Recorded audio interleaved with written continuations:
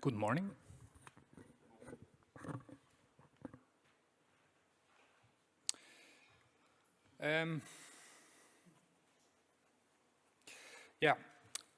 Good morning, everyone. I'm Kris De Decker from Lowtech magazine, and I'm going to talk about the internet. And I was already explaining upstairs where I come from. I used to be a high-tech journalist in the sense that I covered all the new technologies, new science for newspapers and magazines.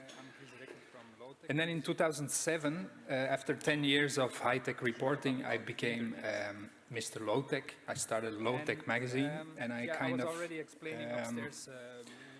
started looking at technology and technological progress in a different way. Because I kind of learned that whenever we come up with a technological solution, then it may solve the problem for a while, but then in a longer term you create much more problems, many more problems. So, So Lowtech magazine, in the first place, is a critique of a vision of the high-tech sustainable society, and that's what we are being told now everywhere in newspapers, by governments, environmentalist organizations also, that what we actually need to do is simply switch fossil fuels by renewable energy sources and keep on living the way that we are living today. So here in the image, we just, instead of burning coal or oil, we produce wind and solar power, and then we keep driving fast, heavy cars, with the only difference that the cars are now powered by a battery, which is charged by solar or wind. And that's a pretty problematic vision for several reasons. I'm going to keep this short, but it's important. First, renewable energy has very low power density, which means that you need a lot of land to produce a given amount of energy. And as you can see here, a solar power plant, it's not really nature. It's kind of destructive to nature. Where you build a solar power plant, you don't have trees and animals and plants, or it's basically more or less an industrial site.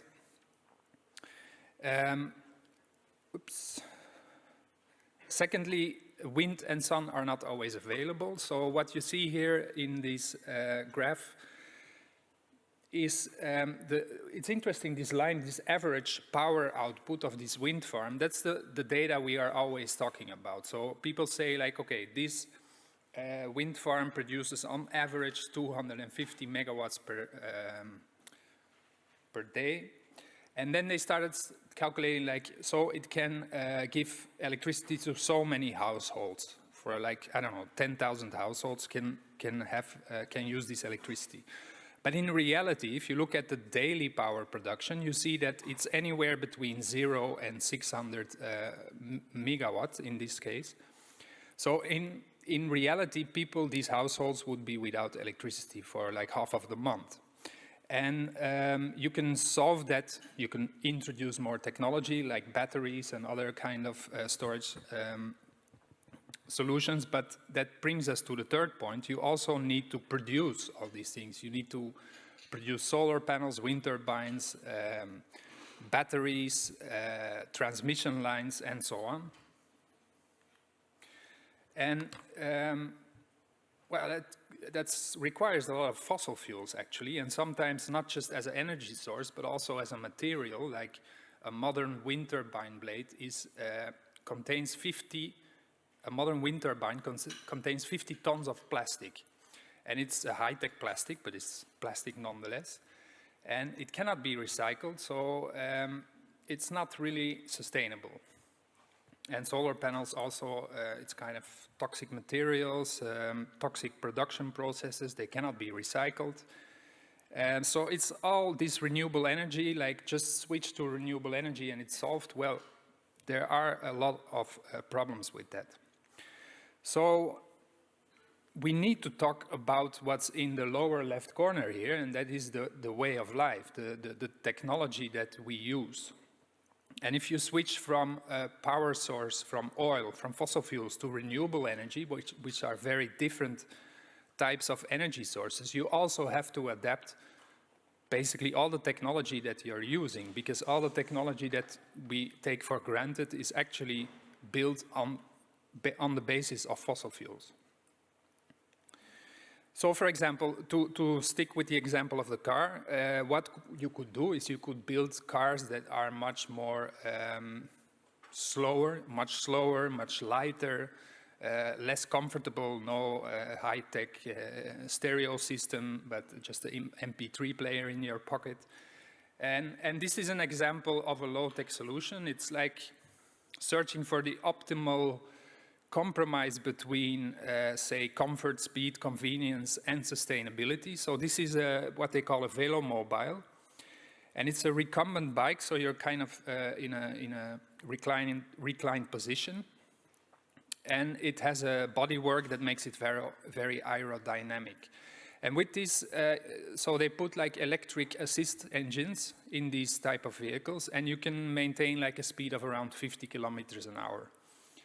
And of course, it's slower than a car, it's less convenient and all these things. But if you start calculating, like, what if everybody would drive this type of vehicle, and you compare it with, say, a Tesla electric car, I made the calculation for the US, and then with this type of vehicles, they already have more than enough renewable energy to power these vehicles for everyone. So the US would need 1/4 of its total wind power output to charge 300 million of these vehicles. And if you do it with a Nissan Leaf, which is a kind of cheap Tesla car, then they need to build 20 times more wind turbines.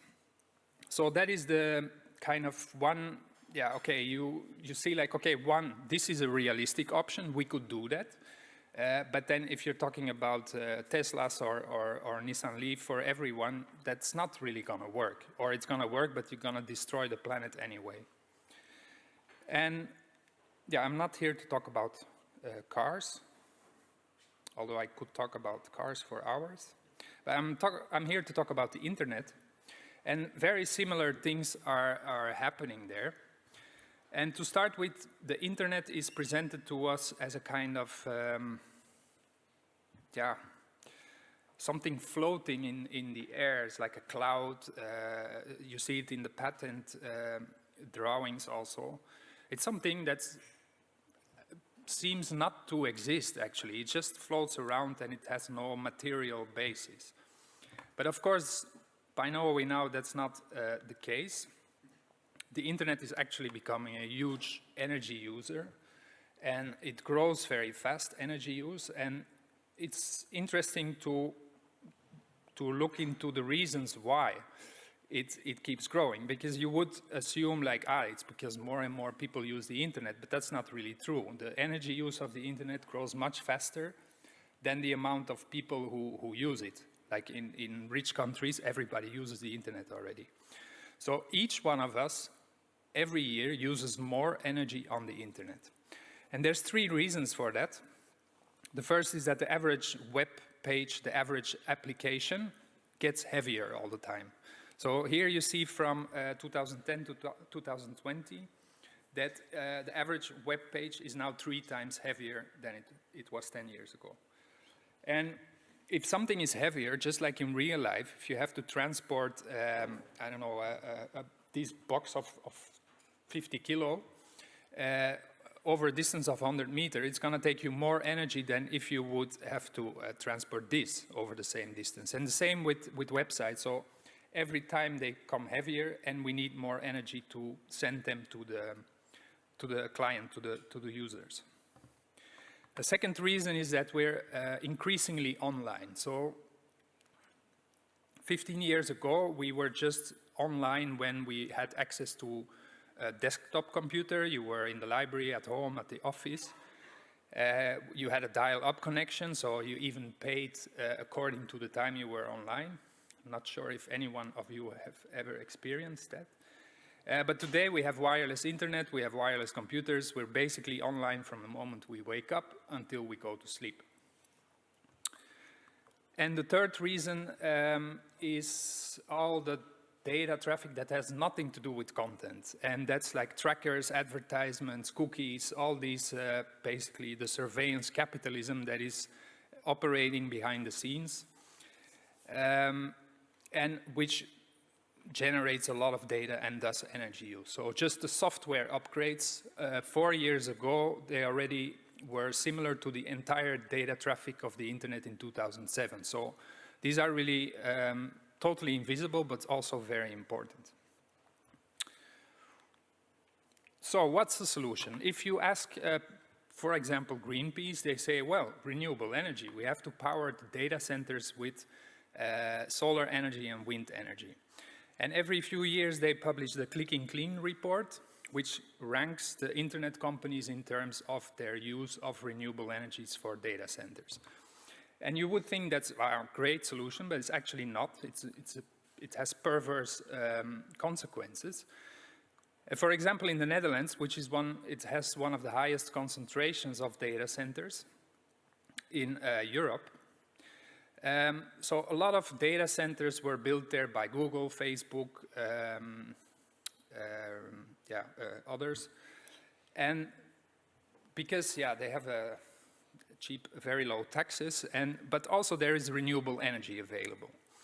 And the thing is that these companies can now say, like, look, our data centers are powered by renewable energy. But what last year came to the surface is that they are gobbling up all the renewable energy sources in the provinces that they are built. So what happens is that these companies are now using green energy, but the businesses and the households that live in these provinces, are back to fossil fuels. So there is, of course, a limited offer of renewable energy, and not every sector of society can use it. And there you see that, okay, renewable energy is part of the answer, but it's not the complete answer. You also have to talk about the trends that increase the energy use without stopping, like this trend keeps going on. And of course, I started a blog in 2007, so I'm part of the problem. And already from the beginning, people some readers saw this kind of irony, like, hey, Mr. Lowtech, you're telling us to be critical of high technology, but you're using the internet. And I like to practice what I preach, so I thought it was a good point. Of course, you have to use the internet. You have to use the technology that society is using. But still, when I got the chance in 2017, I got an offer from 2 interns from RISD Design School in New York to redesign the website. And that's when I thought, like, okay, why don't we try to build a low-tech website? Or what is a low-tech website? And could you even build a low-tech website? And I also got Roel on board, who is a friend of me, he's a network artist from the Netherlands. And we started this kind of research process that is still going on, but it resulted in a website that was launched in 2018. And, well, it's a solar-powered website, so in that sense, we follow Google and Facebook and Twitter and all of these, Amazon. But we do much more. So it's, as I said, renewable energy is part of the solution, but it's not all. So it's solar powered, but it's also off the grid. So what these data centers from Google and Amazon and etc., they are not really off the grid. So if there's no sun or if there's no wind, they just switch back to grid power. So they're not 100% renewable. Our website is off the grid, so it has its own battery storage, and that kind of creates limits, and that's important because limits are what are missing in the wider in the debate about energy use and climate change. And at the same time, and that kind of follows from it, if you have limits, you cannot really build a website like you normally do. You have to design within limits. So we made it extremely lightweight. So we turned around the trend to increasingly heavier websites. It's not always online. And it has no trackers, no ads, no cookies. And yeah, like I said, so you have seen the solar panel. It's on my balcony in Barcelona, and it's a 50-watt solar panel, and that is the limit. I mean, I could have built the whole balcony full of solar panels, but then I have no more balcony. So you have to make a choice, like this is the energy that we have, and we have to make a website within these limits. Of course, you cannot run a normal server on a solar panel like that, so we use the Olimex A20, which is kind of similar to the Raspberry Pi, but then a bit more sturdy built. It's more like industrial use server, and it consumes between 1 and 2.5 watts. So it's very basically the energy use of a smartphone. And so how did we get there? Now I should explain a bit more about Lowtech magazine. So one part of the website is criticizing high-tech, but on the other hand, I also try to give an alternative, and that is looking back to the past for inspiration. And it does not mean that you have to copy the past, but it can inspire, it can give a lot of inspiration.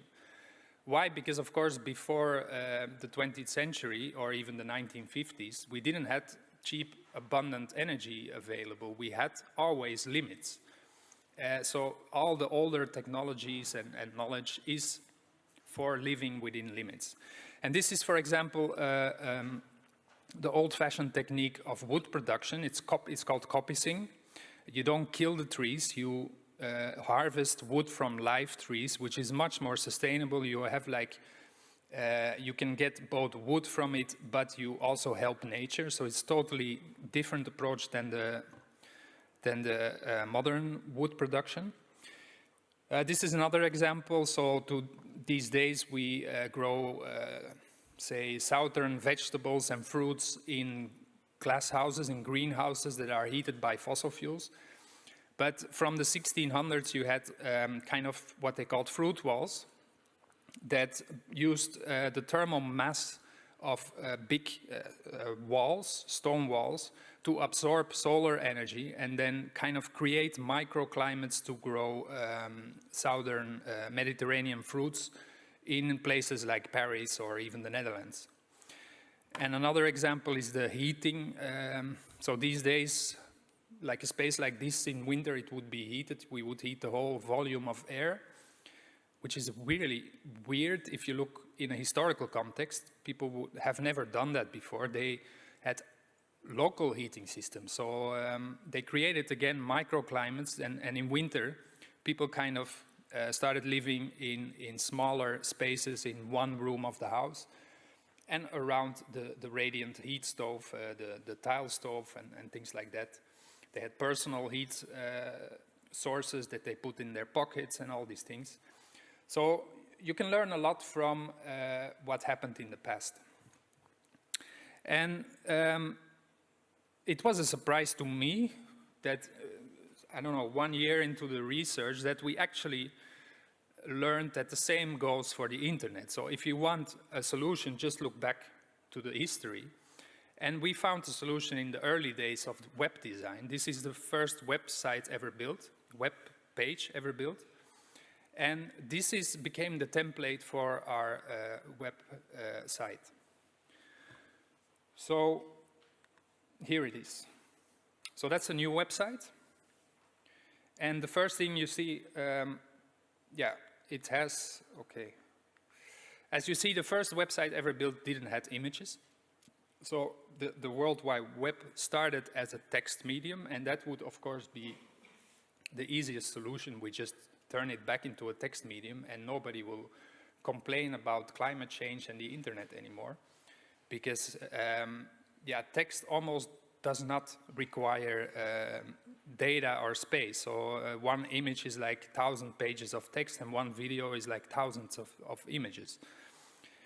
But it's not a solution that I was a fan of, because a big appeal of the website are the visuals.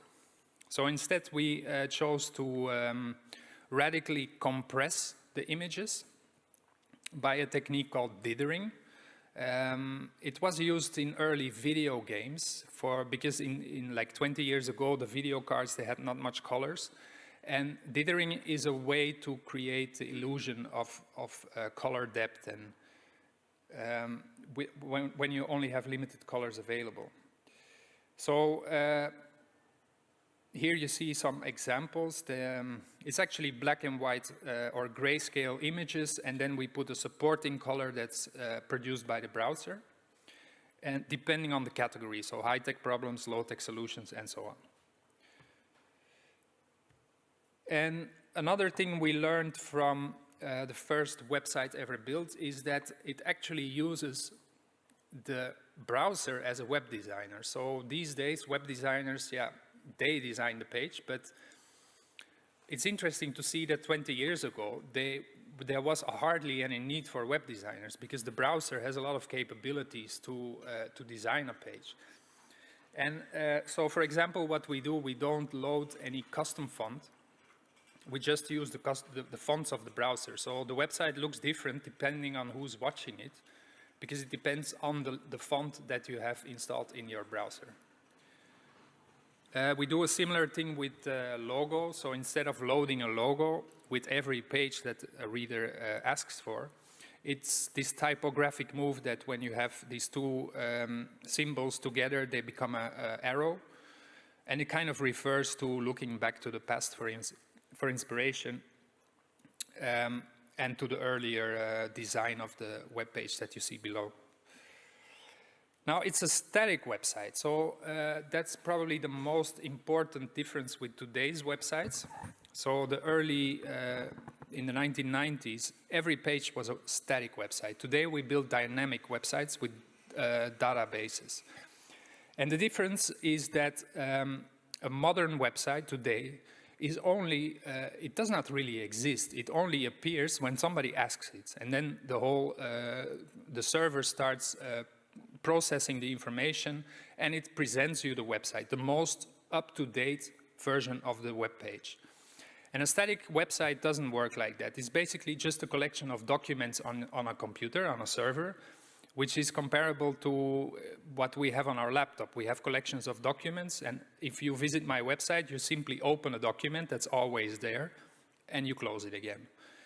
And that means that the server doesn't need to process all this information to make the web page for every visitor. It's just opening and closing. And that's like 10 times more energy efficient than a dynamic website. Now, why do we use dynamic websites these days? Because you can show changes in real time. So for example, someone comments or someone likes a page, then it immediately is reflected on the page. With a static website, you cannot do that, which is not such a problem for a website like Lowtech magazine that is not really a newspaper, so there's no daily updates. But it is like the comments we had to adapt, so it's now letters to the editor. And then every few days, I paste them into the document of the article, and the page is regenerated every 24 hours. So yeah, every 24 hours, you have a new version of the website. You can decide when to do that. You can also do it every week, because the generation also requires energy. And with all these design decisions, here you see the results. So we still have the old website online, so we can compare. You have, this is an article from last December.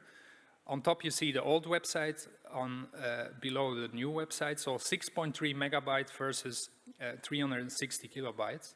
That's quite some difference in page size. Also, requests to the server are much lower. And the site is also faster. Although it was absolutely not designed for speed, it was designed for low energy use, and still it's faster. And that's interesting, because if you want to do, like, if you want to make cars more sustainable, they're not going to become faster, they're going to become slower. But websites could actually become more sustainable and faster, more user-friendly than yeah, the crappy websites we build today.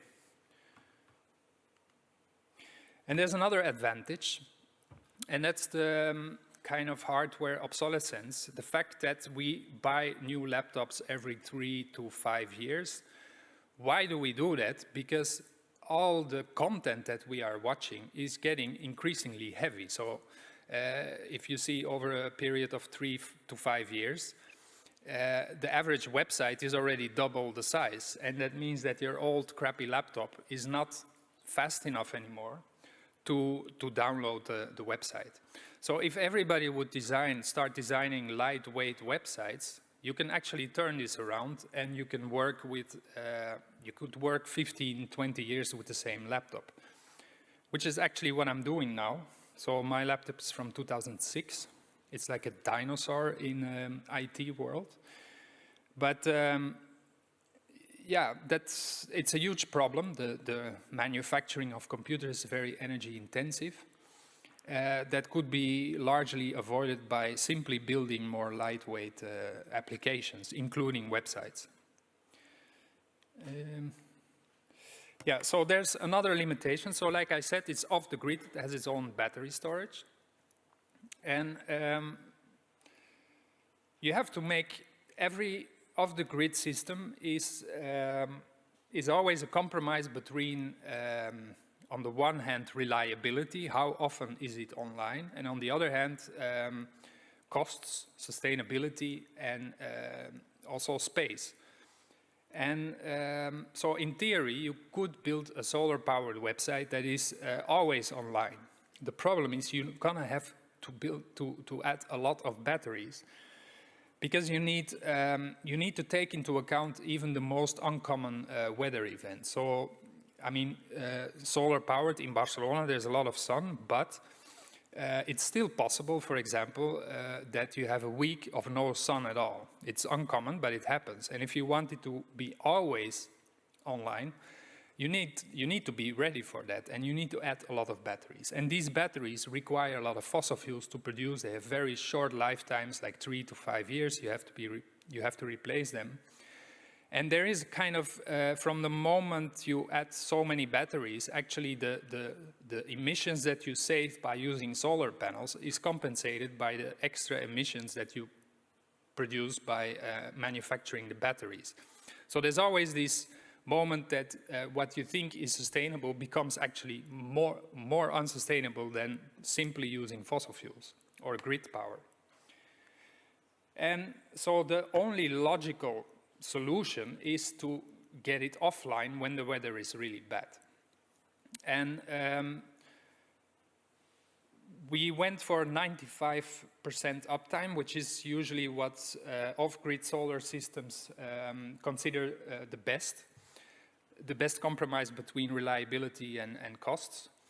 And that means that it has enough battery storage to go through the night, because, I mean, the readers are everywhere, so that would be very unpractical to get it down each night. And then it can get through 1, maybe 2 days of bad weather, depending on how thick the cloud cover is. But when it's really bad weather, after a day or two, boom, it just closes down. The solar charge controller closes down the server, and you see this, basically. And then when the sun hits the panel again, it comes back online. It's all automatic. We don't have to do anything. And of course, you can kind of play with this compromise. So you could put larger, smaller solar panels and batteries. In fact, if you have like a website that's only read locally, say, I don't know, a student community here in Louvain-la-Neuve, and yeah, then you can actually have a much smaller battery, and the site goes offline at midnight or something. It comes back at 7, because you're gonna have very few visitors during the night. And then we made a calculation of all these different possibilities. What does it mean in terms of emissions? Because of course, if you have a solar-powered website, many people would say, hey, we have 0% zero emissions, but that's not really true. You have the emissions of all this infrastructure that you just built and bought to build that system. So you have the solar charge controller, the solar panel, the battery, the cables, the server itself. And so we made a calculation of all these compromises, and what we're using now is around 10 kilograms of emissions per year, which is about 3.5 liters of oil. So it's the whole website of Lowtech magazine consumes as much fossil fuels as driving a car for like 50 kilometers. So that's not bad because, I mean, it has like 2 million visitors a year, so you can start calculating per visitor is like 0.00 something. So it shows that you can actually, with just 3 liters of oil, you can run a website, or at least the data center part, because I will come back to that later. And then you see here, if you make bigger batteries, then it goes up, but, or you can get it down to, say, 2 liters in the best case. Here's so now the website is online for 2 years, so we have the uptime data. In both 2019, 2020, we had an uptime of 95%. But you see that the seasonal effect is very important. So in summer, like from May until end of October, we are online the whole time. We didn't go down at all. And then in winter, it starts to become a bit problematic. So most of the downtime is concentrated in December and January. And some people find it pretty radical to solve the intermittency of renewable energy in that way, like you just turn it down. But in a historical context, there's nothing new about this. Renewable energy is not something that we invented in the 20th century. We have been using it for centuries. And this is, for example, a wind-powered sawmill in the Netherlands. And yeah, so how did these people, the Netherlands could not use water power because it's too flat. And so they used a lot of wind, and they had a huge industry. So you had north of Amsterdam, you had the Zaan, which had like more than 1,000 of these industrial windmills. And they were doing kind of all kinds of like making paper, polishing glass, milling grain, all these basic industrial processes. And they were all powered by wind energy without first converting it to electricity. But also they had no storage, they had no batteries or anything. So how did they solve this problem? Well, they simply operated their factories when it was windy, and if there was no wind, they simply were not working. So they adapted their whole economic rhythm to the weather, basically, and the seasons. And the same happened with transportation. Like global trade is also not an invention from the 20th century. We've been doing this for centuries. And it was all based on an energy source that's not always available, the wind. And again here, what sailors, yeah, okay, if it's not wind, then you do something else. You maintain the boat, you go lie in your hammock. You just simply don't work. And that's the thing that we could do again, like with websites, but also with trains, for example. You could run trains while it's sunny or windy. And if it's not, well, then you don't come to the university because there's no power. And it sounds a bit weird maybe, but it is, it would make a transition to renewable energy much more realistic, because you don't need to build this whole storage infrastructure and build the extra wind turbines and solar panels to charge the batteries and so on. But of course, it generates a bit of confusion. A website that's not always online, people get confused. So we decided to give them some clues, and one of them is the battery meter. You see here it's at 50%. It simply reflects the voltage of the battery. And you see that, okay, it's safe to read Lowtech magazine, or you better come back another time. And then we also have a weather provision, a weather forecast, because of course the readers, I mean, the accessibility of the website depends on the weather in Barcelona, but the readers are not necessarily there, so they don't know what weather it is. So here you can see, like, okay, the next days I can read Lowtech magazine, or not really. And it's not just the readers who have to adapt, so do I. For example, when I publish an article, especially in winter, I really need to look at the weather report and take a good moment to publish, because otherwise you send out the newsletters, you get links in from other websites, and then everything goes down. That's not what you want. We also, the regeneration of the website, for example, is at 4 in the afternoon. Why? Because that's the time of the day that you have most chance that the battery is full. And also like the statistics. So we have the server logs of the server to have an idea of the traffic that the website has. And you can put this in real time, but it actually uses so much energy that we can only see what happens on the website in summer. So in winter, I don't really know how much traffic there is until the end of the month. Which is for really, I don't know who has a website here, but many website owners are quite obsessed by their statistics.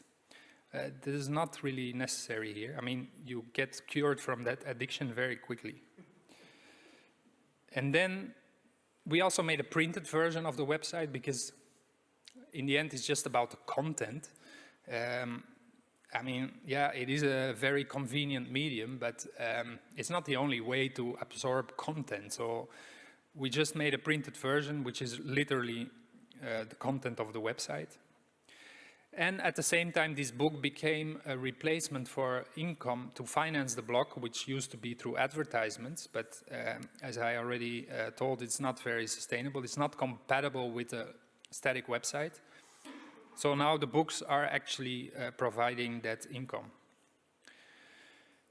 And then I want to highlight another project that is just a couple of months old. So when we launched the website, we had a lot of feedback, and many people suggested that we try to suggest ways to keep the website online.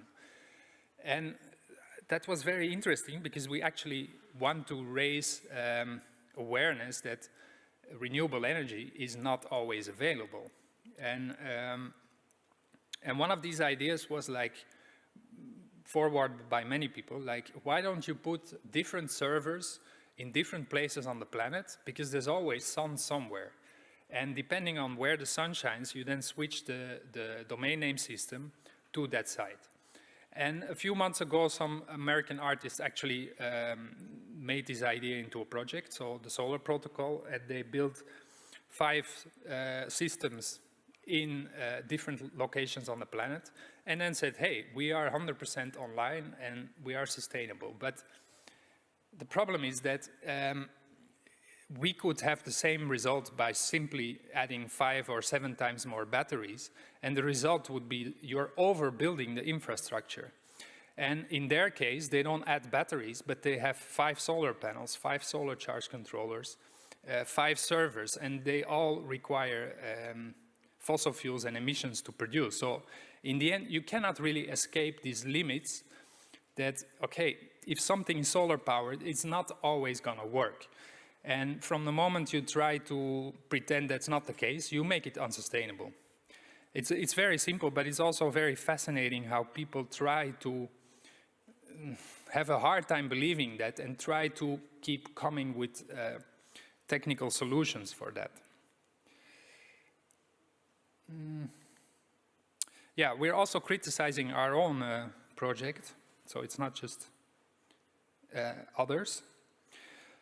What we built actually is extremely inefficient because you're building a whole infrastructure for just one website. So what is much better idea is that you add much more websites on a server and then add it to the same infrastructure. Or I mean, you don't need to use these small servers then, you can also use a bigger server. And that's of course the concept of the data center, which is in itself a very good idea. So what we do with the solar powered website, you could easily do it with a whole data center of like thousands of websites in a location that when the sun goes down, all these websites get offline and then they come back when the sun shines. And that would of course be much more, much lower emissions than the website we have now. And then this is just what we built is, say, a relatively sustainable data center, but it's not the whole internet. So you have the clients, of course, the laptops and other devices that people use, but you also have the network infrastructure. And we cannot really rebuild that infrastructure because I cannot enter the data center and destroy the machines. So, but it is possible. And well, first of all, the fact that the website is very lightweight is, of course, has its consequences in the network also. So if it is very lightweight, it will also be very low energy needs to travel to the viewer. But you could even design this whole network in the same philosophy. And actually in India, they built networks like this.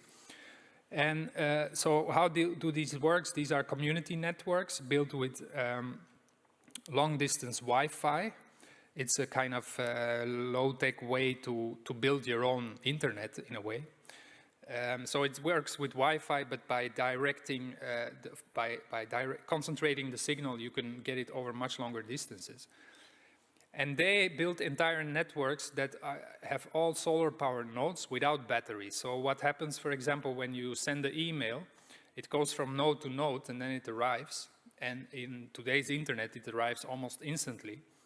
But their nodes are solar-powered. So if it travels and it arrives at a node where there's no energy, it's simply the data gets stored. Instead of storing the energy, you store the data.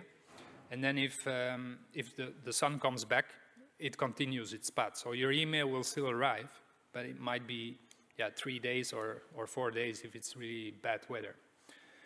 And yeah, that's basically it. Thank you.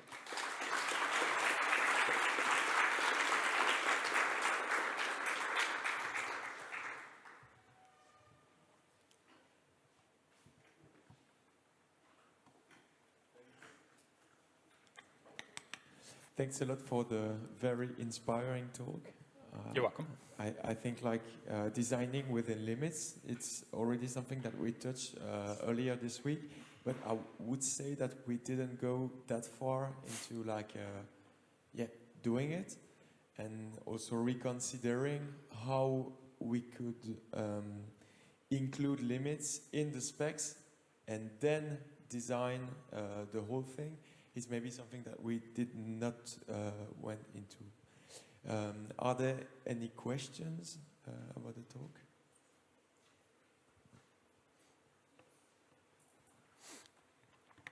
Thank you for this inspiring talk.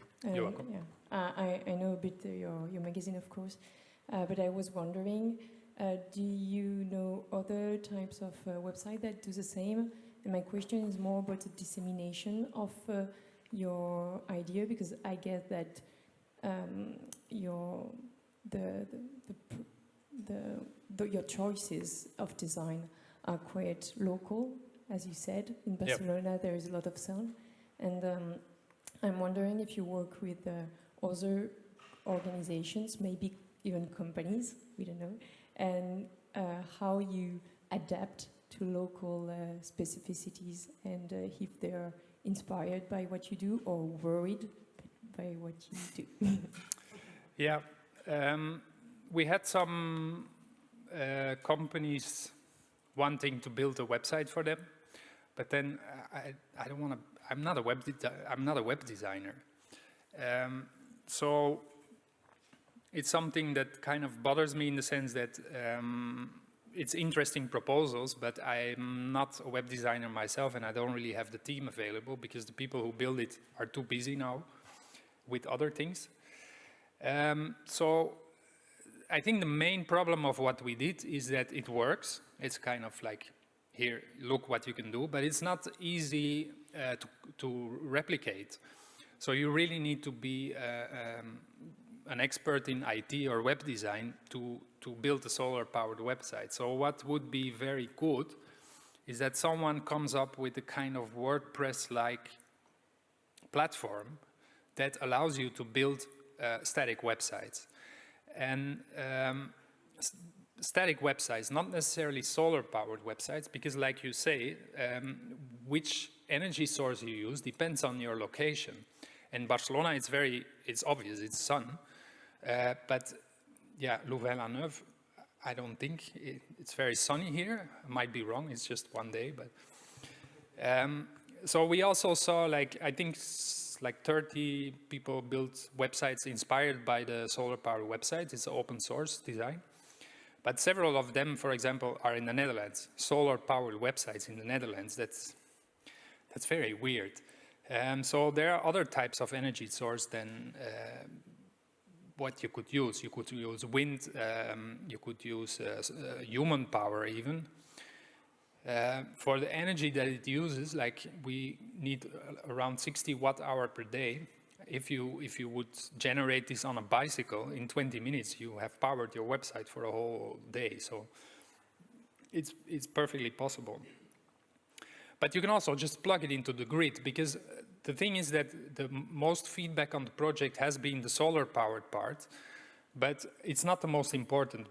It's mainly what the solar power does is create the limits. But you can also create them yourself. You can set them for yourself, like, okay, I don't want to use more than 2 watts on my server, or I want the web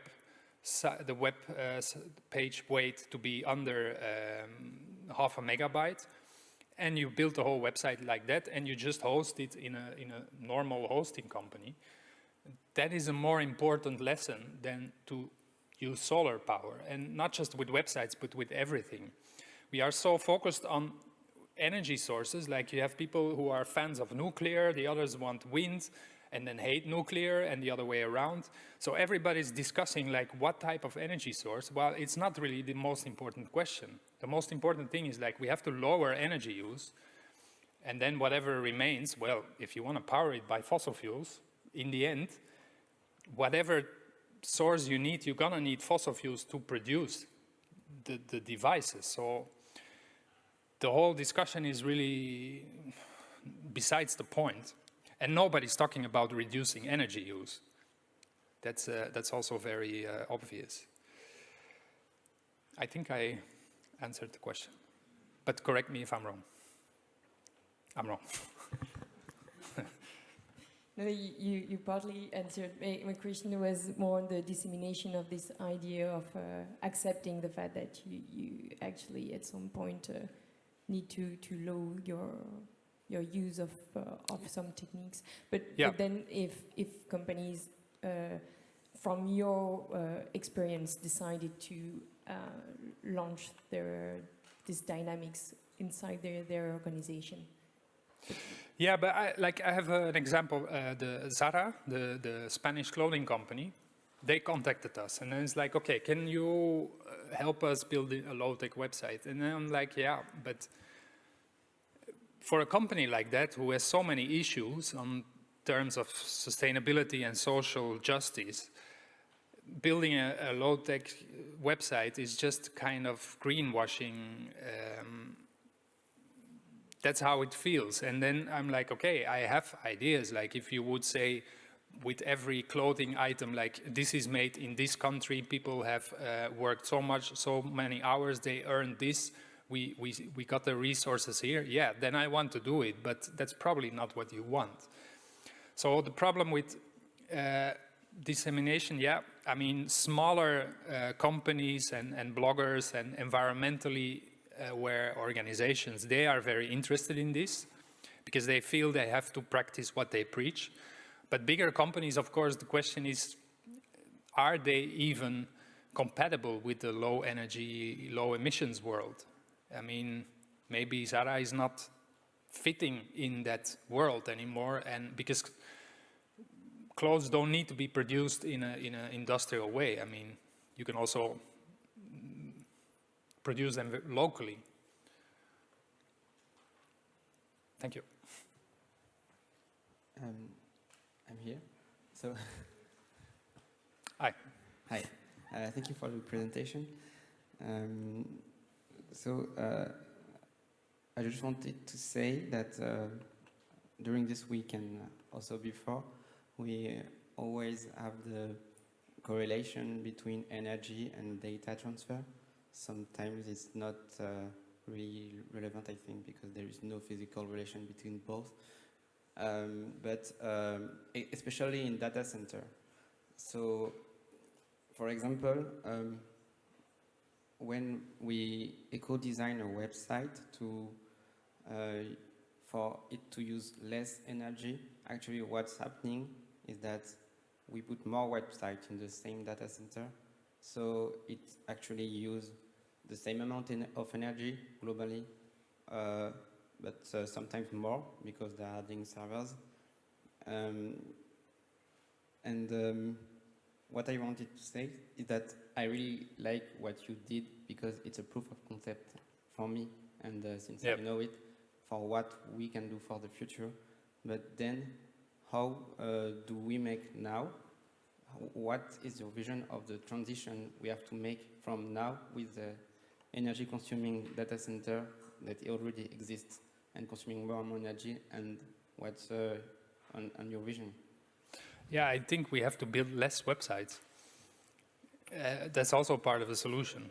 And it's really, I don't remember who told it to me, but that it's every project these days, there's always we need to build a website.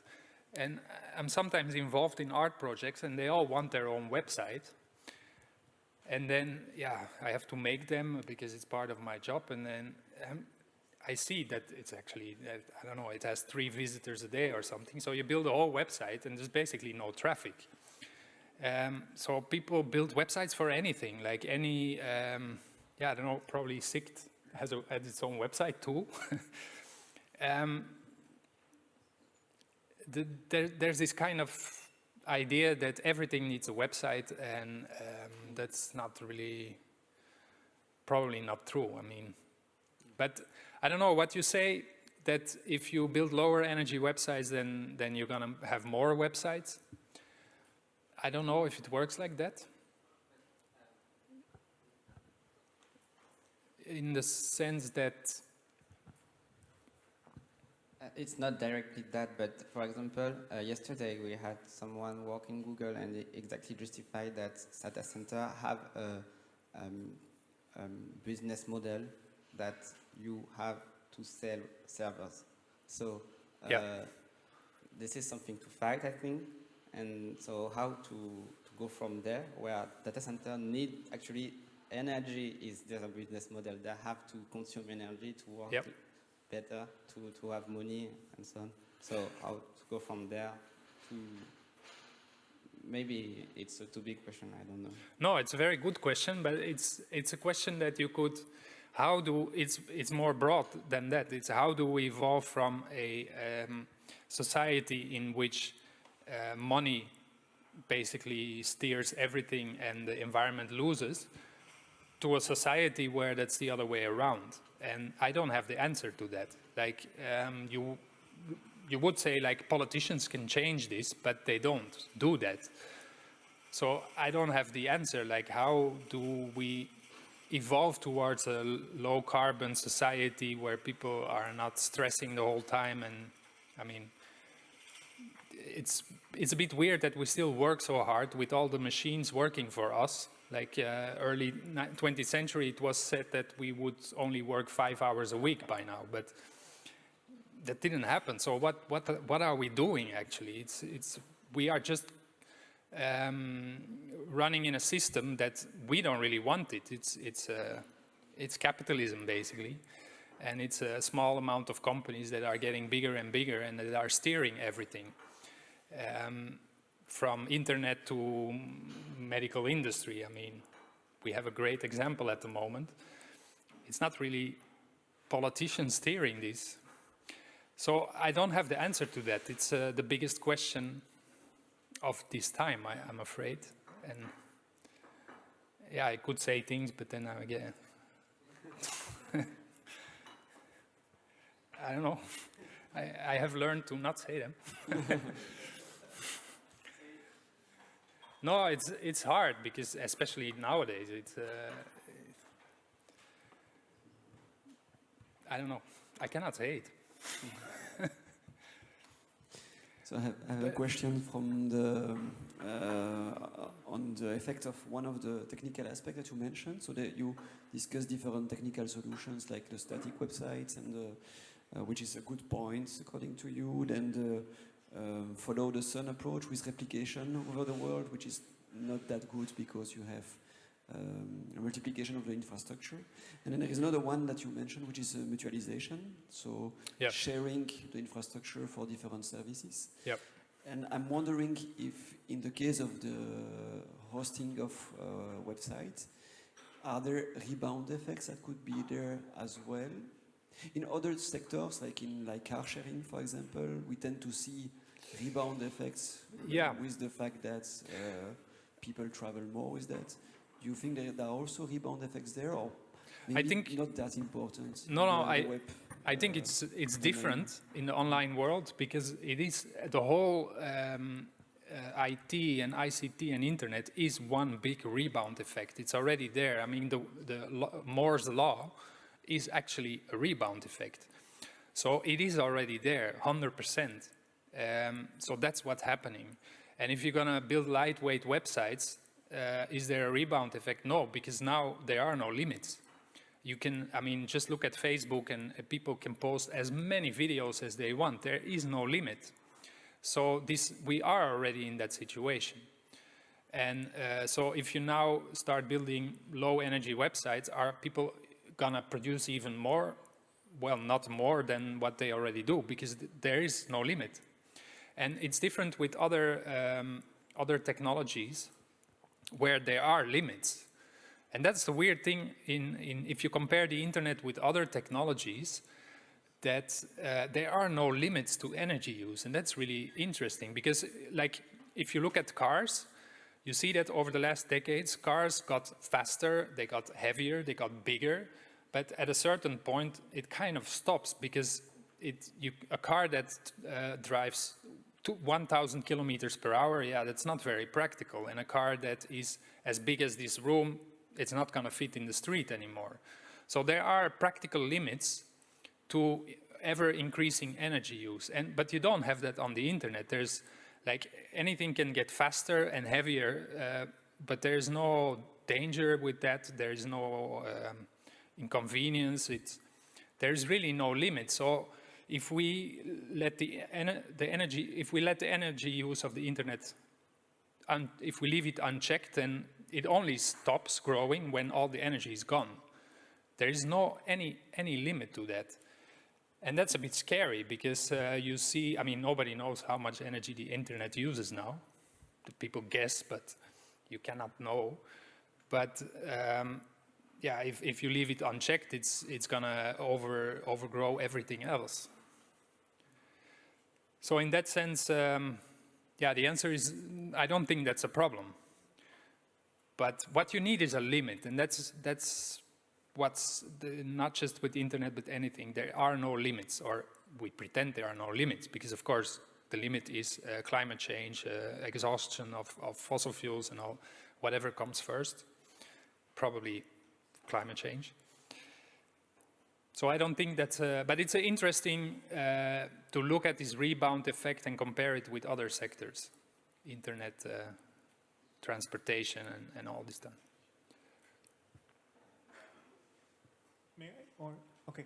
Hi, Jan Tobias Mühlberg from KLeuven. So first of all, I don't fully agree with the idea that having too many websites is an issue, because, I mean, those are websites by small artists or personal websites or whatever, if no one uses them, I mean, that's 5 megabytes of storage in a server farm somewhere, and it's never loaded, it's never shipped around, so it doesn't matter, I think. Well, you have the whole design process and... True, okay. But okay, I agree with your point, yeah. But then, so in the car sector, for example, these limits, for example, are often regulatory. So we have speed limits on highways, and they limit fuel consumption by cars quite dramatically. It makes a difference whether you drive in Germany with 180 or whether you drive in Belgium with 120. Yes. So could we imagine similar regulations for the ICT sector, or could we, for example, impose limits by saying, not just for ICT, but for industries in general, by saying that in industry sector, like a data center, for example, has to produce a certain fraction of their energy consumption on their own rooftops, and if they don't do that, then they just don't fit into the business model. I don't know if we, how we can regulate physical limits into this industry. I don't know if you have ideas on that. Yes, it's extremely difficult, because if you start thinking about how you're gonna limit the number of emails that someone can send, or you're gonna say, well, you can only watch video between 8 and 10 in the evening. It's very difficult, and also it's authoritarian. That's the danger that people. Seatbelts are authoritarian if you think of it like that. Yeah, I don't think it's the seatbelt does not really stop you from driving whenever you want, while saying you can only send 5 emails a day. Yeah, that really is, I think, from another level than putting seatbelts. So there are ways, but I would prefer, not just in the internet, but everywhere, that you have a more general limitation. For example, that say we produce a limited amount of fossil fuels, we pump up a limited amount of fossil fuels per year, or we ration energy use, but not interfere by saying with very specific things like you can only send 5 emails a day. If you, like, an idea is to raise energy prices. It's a very controversial thing, but the great advantage of that is that as a government, you don't really tell people what to do. You just say, like, okay, this is the limit. And for example, instead of saying we're not going to watch videos anymore, that would be one way to say, like, the internet becomes a text and image medium again.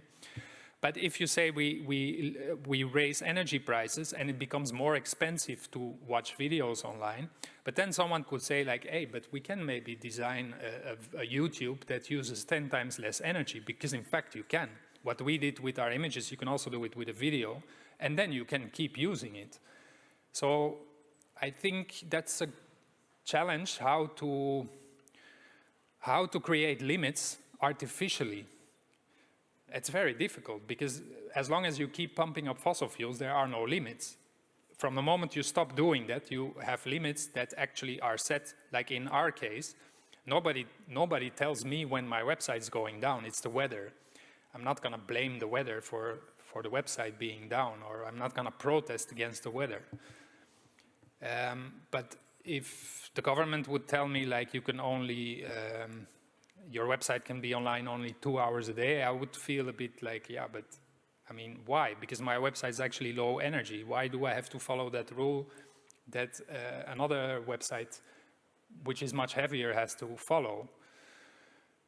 But this is a much wider question, I think, that's very important. It's essential, but not very, there's not really a solution to that.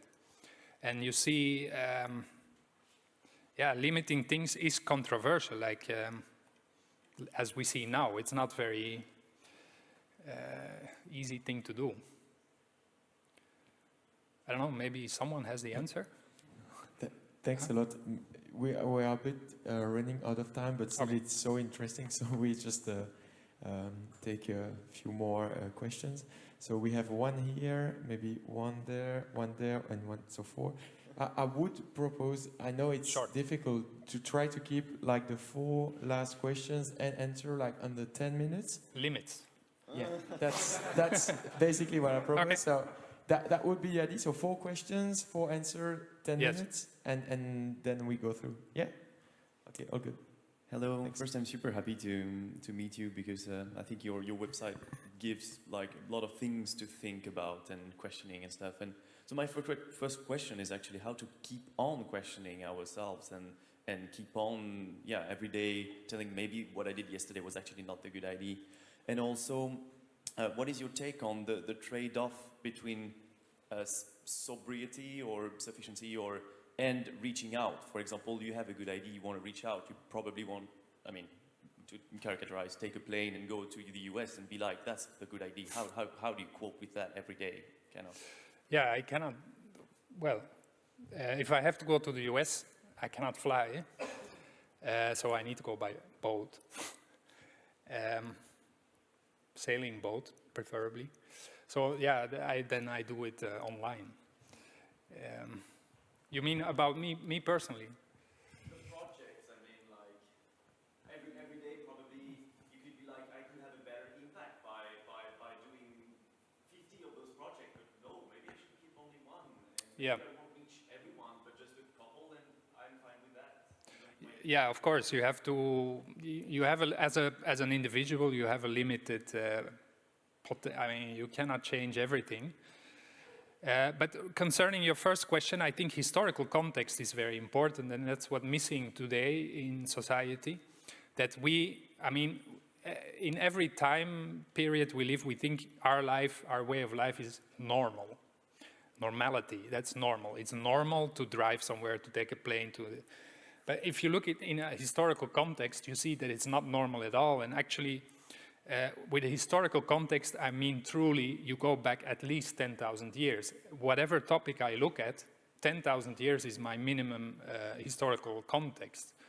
And then, if you do that every time, yeah, everything looks different, because then you see, well, flying is not really normal. It's an exception. It's a very short period in history and probably won't last long. And then how did people travel?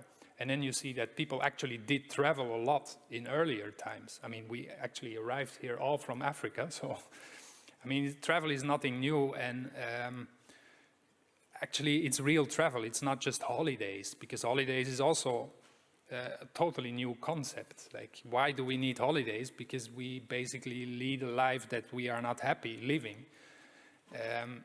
So that's referring to your first question. I think whenever you see like people say, okay, this is normal, well, just look at it in a historical context and it's probably not normal at all. And the other question, yeah, that's difficult. For me, decided like I'm not gonna be the Al Gore hypocrite talking about Lowtech and then flying over the world to preach my religion. I find that very weird. But also for me, I'm trying to live really low-tech, so I'm not flying, I don't drive cars, I don't have a heating system, but it's also a research position. You learn a lot from that. So if you limit yourself, you create your own limits, because that's what I do. I make my life really difficult by not flying, because I'm traveling a lot, meaning that I spend like 1/3 of the year I'm sitting either in a train or in a boat or on a bike. But it's very interesting, because that's the way you learn what's going wrong. Like for instance, with the trains, by traveling by train for so many years, I noticed that it was getting more difficult, and that the train network is falling apart. So for me, it's a research position, and I think everybody can do that. Like if you put limits, you make life also very interesting. You learn a lot. 3 minutes, I guess. Sorry. So, thanks a lot, and that's obviously very, very interesting. But as we have 5 minutes left for like 3 questions, maybe we will need to try to like a bit shorten the answer. I will answer in 2 sentences. That's my limit. 3 is fine. Okay, 3. Yeah. So 1 question over there. Thank you very much for your inspiring project. My question is short. During the design of your site, was the security of your site an important aspect in the energy consumption? Or do you think for other sites for whom the security of sites is more important, do you think we can achieve sustainable design and a secured one? Yes. So the thing is, a dynamic website is very easy to hack. A static website, it's not working. You cannot hack it, basically. And the only thing you can do is send a lot of traffic to it. And that's what people tried, because you end up on Hacker News, and there's always some people like, okay, let's try to get it down. But it's so lightweight that it doesn't really work. So by the time you get it like halfway, we already see like, okay, someone's trying to get it down, and you just block the person and it's solved. So yeah, I've owned a lot of websites, but this is the most easy one I ever had. That were more than 3 sentences. Okay, sorry. I have a small question about rebound effect and limits and our job as engineers. Is that what you do is you put a limit in the energy use, and then you maximize basically the efficiency of your website so that it uses the least amount of energy. So what you do basically is a kind of software optimization. And my question is, if I want to do that on the hardware part, do you think that it's a good thing to optimize the efficiency of solar panels, of the batteries, and of your server as engineers, so that well, basically your website is, so to say, more sustainable, or it's part of the problem because by doing innovation it's less sustainable because you push again more and more the technological limits? Not sure if I understand the question. You mean you're about the hardware part, no? Yeah, basically my question is, do you think it's a good idea to optimize the hardware so that the energy efficiency of your website is well optimized, or it's part of the problem? I think Roel could answer this question better, my friend who built the hardware. But I know he did some changes to the hardware. But I feel that I cannot really answer that question. He would have to do that. I'm sorry. Okay. I have also a final question. It's more an open question. I guess it's hard to answer. And coming from an observation, so back 5 minutes ago about the limits of ICT. In my opinion, in the paper that we published on Moore's Law, there are plenty of physical limits in ICT as well. Like the size of a transistor, you can't go below the atom size. There are thermodynamic limits on the energy that you need to flip a bit, and also the energy that you need from Shannon theory for communicating a bit over the air. So the limits are there. The problem is that they are relative. They are? Relative, sorry. They are not absolute limits. And this is the big difference compared to other sectors. They are relative, so there is a limit on what you can do per bit or per transistor. Yeah. But what we need is absolute limits. And so the question is how to go from these relative limits to absolute limits. Is it regulation? Is it industry shift on a different model? I'm not sure. Well, you have to see what is the real problem of, say, climate change and environmental destruction, because climate change is also not the only problem. That it's emissions. And where do emissions come from? Fossil fuels. So what should be our goal is to reduce the absolute amount of fossil fuels that we use. And if you look at any policy document, it's exactly the one thing they are not talking about. Like, for instance, when Europe says we're gonna have 80% renewables in 2050, it's a relative. It's not an absolute limit. So what happens is that if your energy use, total energy use keeps growing, it doesn't really matter if you get to 80%, because if by then the total energy use has doubled, you're still using more fossil fuels than you did 20 years ago. So that's really what I said earlier. That's very difficult politically to sell, because I think probably politicians know that is, I hope at least they know that is a solution, but they think, if I say that, I'm not going to get re-elected. So it's more like, yes, it's policy, regulations, but also you need to find the support with the population. And of course, we're not preparing our population for that. If you turn on the TV, that's not what we're doing. We're not making people smarter. So I don't have the answer. Unfortunately, that's So My time is still a great challenge to tackle. I guess that might Yes. be the conclusion. Yeah. I don't have all the answers. Yeah. But thanks a lot already All right. for the answer you provided. Thank you.